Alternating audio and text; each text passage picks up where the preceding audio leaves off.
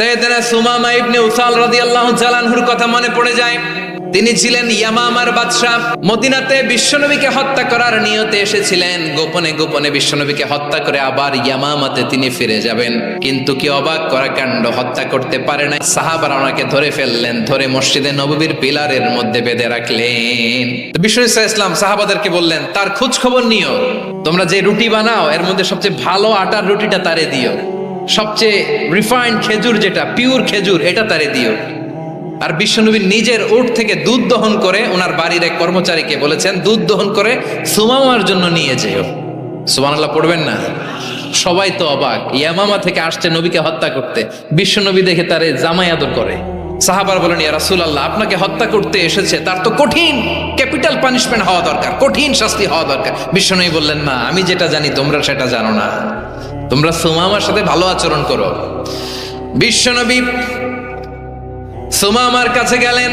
প্রথম দিন যে তিনি কালেমার দাওয়াত দিলেন, ইমানের দাওয়াত দিলেন, ইসলামের দাওয়াত দিলেন, রিসালাতের দাওয়াত দিলেন, আখিরাতের দাওয়াত দিলেন।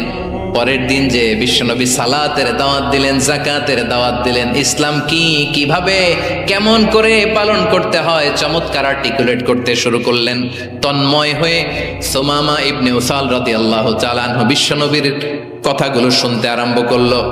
একদিন নয়, 2 দিন নয়, টানা 3 দিন বিশ্বনবী সুমামার কাছে ইসলামকে প্রেজেন্ট করেছেন, উপস্থাপন করেছেন। একদিন নয়, 2 দিন নয়, টানা 3 দিন বিশ্বনবী এভাবে সুমামার কাছে যে ইসলামকে প্রেজেন্ট করতে আরম্ভ করলেন, ইসলামকে উপস্থাপন করতে শুরু করলেন। আর তাকে চমৎকার এন্টারটেইনমেন্ট, আপ্যায়ন দিতে আরম্ভ করলেন। টানা 3 দিন যখন ইসলামের দ্য বিউটিজ অফ ইসলাম, ইসলামের সুমহান বাণী, সৌন্দর্য তার কাছে উপস্থাপন শেষ, তাকে আপ্যায়ন শেষ, বিশ্বনবী বললেন সাহাবাদেরকে, যাও এবার সুমামার হাতের পায়ের রশি দুটো খুলে দাও। সাহাবারা বললেন, ইয়া রাসূলুল্লাহ, কি বলেন আপনি? ও তো হত্যাকারী, সুযোগ পায় নাই, আপনারে মারতে পারে নাই, ছেড়ে দিলে আবারও আপনার উপর তলোয়ার নিয়ে ঝাঁপিয়ে পড়বে। নবী, এই সিদ্ধান্ত আপনি নিতে যাবেন না। বিশ্বনবী বললেন, যেটা বলেছি সেটা করো, সুমামার রশিগুলো ছেড়ে দাও, সুমামার হাতে পায়ের রশিগুলো যে তোমরা খুলে দাও। সাহাবারা তর্ক জুড়ে দিলেন, লা ইয়া রাসূলুল্লাহ, এমনটা করবেন না, তো ভয়ঙ্কর ভয়ঙ্কর খুনি, কি জানি কি হয়ে যায়। বিশ্বনবী বললেন, না, তার হাতে পায়ের রশিগুলো খুলে দাও। সাহাবারা বিশ্বনবীর কথা মতো তার হাতে পায়ের রশিগুলো খুলে দিল। সুমামা মুহূর্তের মধ্যে মসজিদে নববী থেকে বের হয়ে ইয়ামামায় ফিরে না যে মসজিদে নববীর পাশে একটা খেজুর বাগান ছিল, সেখানে চলে গেলেন।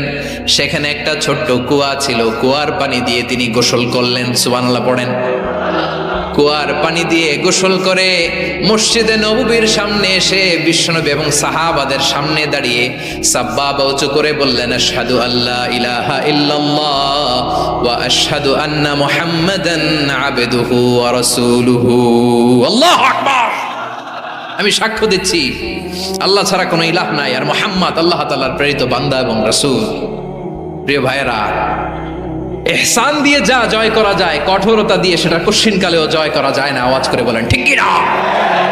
এবার সুমামা দাঁড়িয়ে বলে, ওগো নবী, আমি তো কালিমা পড়ে মুসলমান হয়ে গেলাম, এবার শোনেন, এই মুহূর্তের আগে আপনার চেহারার চাইতে নিকৃষ্ট কোনো চেহারা আমার কাছে ছিল না, কিন্তু শাহাদা পাঠ করার পরে আপনার চেহারার চাইতে উত্তম শ্রেষ্ঠ কোনো চেহারা আমার কাছে আর নাই।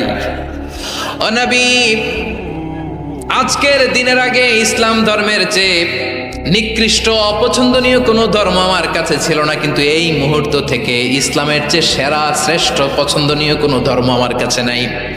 নবী গো, আজকের দিনের আগে মদিনার চাইতে অপছন্দনীয় নিকৃষ্ট কোনো শহর আমার কাছে ছিল না, কিন্তু এই মুহূর্তের পর থেকে মদিনার চাইতে কোনো শ্রেষ্ঠ শহর আমার জানা নাই। সে ছিল গমের বড় ডিলার, গম বেচত। কি বেচত? তার গম কিনে মক্কার লোকেরা রুটি খাইতো। সে ঘোষণা দিল, আজকে থেকে মক্কাবাসীদের জন্য সব গম আমি হারাম করে দিলাম, মক্কাবাসী এখন না খেয়ে মরে। সুবহানাল্লাহ পড়বেন না? মক্কাবাসী বিশ্বনবীর কাছে আসলেন, এসে বললেন, মুহাম্মদ, আমরা তো তোমার ভাই, তোমার চাচা, তোমার ভাতিজা, তোমার আত্মীয়, তুমি সুমামারে বলো সে যেন আবার গমের সাপ্লাই মক্কার জন্য অনুমতি দিয়ে দেয়। বিশ্বনবীর অনুমতি ক্রমে সুমামা আবার মক্কাতে গম পাঠাতে শুরু করলো। পড়েন সুবহানাল্লাহ। ইহসান, ইহসান দিয়ে আপনি যেটা জয় করতে পারবেন, you can win the heart of your enemies. ইহসান দিয়ে আপনি আপনার শত্রুর হৃদয়কে জয় করতে পারবেন। আওয়াজ করে বলেন ঠিক কিনা?